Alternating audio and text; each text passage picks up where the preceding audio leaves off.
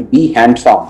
When I say hands-on, typically people are carried away by various buzzwords, and then people say, what are you interested in? People say machine learning and blah, blah. But first you get to know what is machine learning, do some small mini projects. If you never got an opportunity before, now you try and have a little bit of hands-on on those, so that you can show it to the organization when you get an opportunity. And also when you're having a project as part of the curriculum, many times what we do within the scope, we do some component and then leave it. So now try to take it a little further, make it conversions as a demo or a small prototype kind of, if you have an opportunity.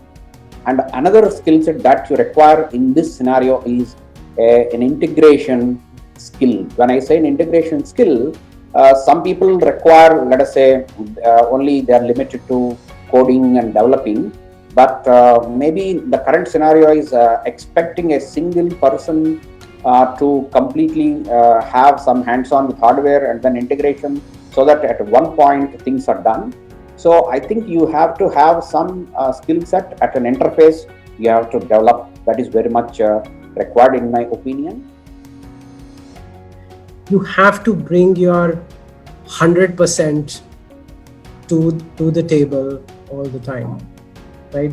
What I think you need to apply yourself means you don't just get the academic knowledge, you need to put it into practice. It doesn't matter what industry you're working in, but technology, if is your forte, then you have to figure out how technology works in that industry. If you get into an interview, how are you presenting yourself? And all of this will come with a central belief that no matter what happens, I have to be at my 100% all the time. Skills that people have gained, and I'm saying technology, but it could be any skill that the freshers have, studied on. With those skills, they need to, as I said, find out which is the area or which is the industry that they could work on. But the skills that they will need to work on is how to utilize that and apply that in my work. So the traditional technical skills are never going out of fashion.